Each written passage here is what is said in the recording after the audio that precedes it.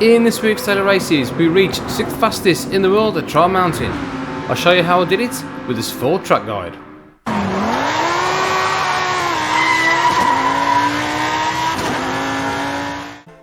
Here we are, welcome back to the channel for another video on Gran Turismo 7. And we're looking at this week's daily races, so into sport mode as usual, access from the main menu. From this then takes you on to daily races and your online time trials. Now we've done the time trials on our channel already. We've done the Nürburgring sprint in the brand new GTR car, so if you haven't checked that out, that's on the channel for you to look at. But we are going to concentrate on this week's daily race. So you can see daily race A, we're into Lagos in the GR3 cars, daily race B, Trial Mountain in the GR4s, and daily race C, we're at Nürburgring GP in the GR3 cars again. But we're going to concentrate on Trial Mountain in the GR4. So select from the garage, going to change your car. Now all these GR4 cars, we're going to choose the Lambo because that just seems to be the OP car at the minute. It seems to be the fastest car pretty much every track we go to. Racing hard tyres and qualified time trial, and away we go. For assists on this one, we're running brake balance at +5 to the rear. Traction control we're on 0, counter steer assist we have it off, and ABS we've actually got default.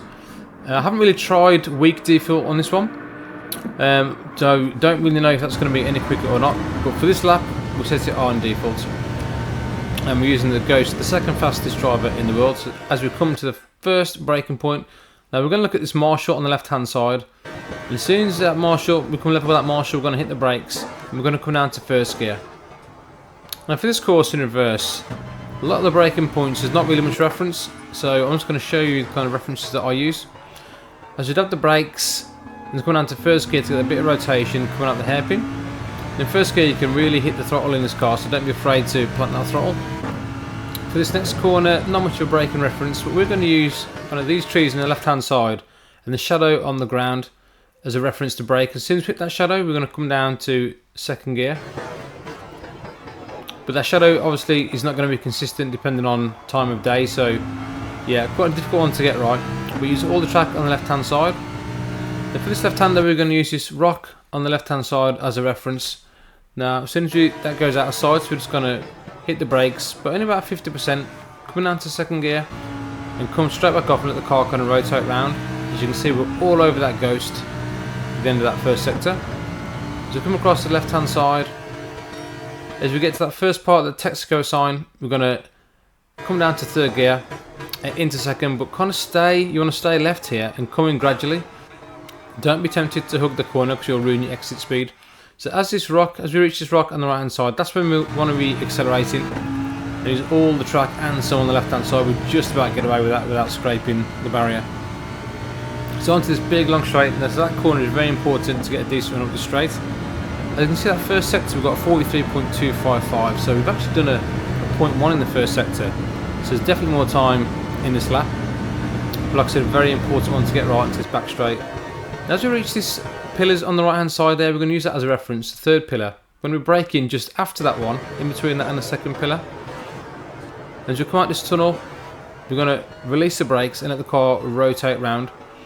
Now, we could have got a little bit tighter there coming to the entrance. It kind of puts us out of sorts coming to this left hander. Again, we use this rock as a reference on the right hand side to kind of hit the brakes. Again, just 50% brake. You can see we don't get the best line there. The Ghost has the optimal line through those corners, but we don't lose too much time. So on to the next one, we use again the rock we're using there. We want to be braking just before we hit that rock. So into second gear and get as tight to this apex as possible. Be careful not to hit the rocks on the inside there. And as we enter this tunnel, just there we're going to brake in just before we get to the entry of that tunnel. That's our next reference. We're going to stay in third gear and kind of hug this inside this tunnel as much as we can and try and get that throttle as early as you can. That's a difficult one to get right because the exit is quite blind. And for this last bit, we're going to turn in before the end of the curb there on the left hand side. Just keep an eye on the throttle here. So we've come up a little bit off there for that right hander. We're going to try and keep it planted all the way through. It's a blind corner, this one, so as you go over the crest you need to turn left and again turn quite early. Take as much of that corner on the inside as you can, but you can see we're pretty much planted for the whole of that section. Just a small lift on the first right hander. We'll come across the line for a 158.485. So a very decent lap, and happy with that one. And puts us 6th fastest in the world at the time of recording. But there's definitely a 0.2 in that. We went 0.2 faster on a couple of sectors and on previous laps. So definitely more time to gain.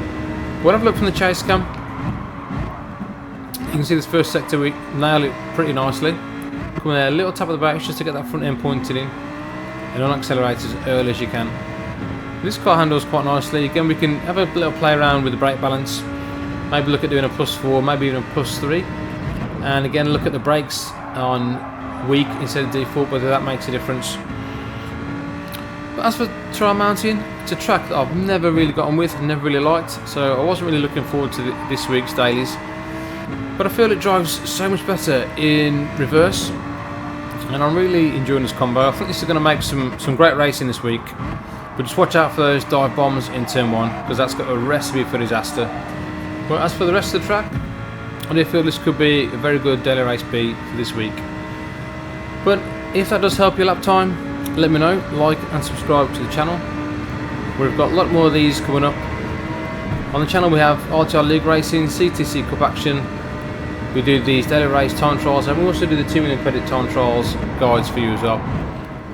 But as usual, we'll leave you with the replay, and that's me done, and I'll see you guys in the next one. Laters.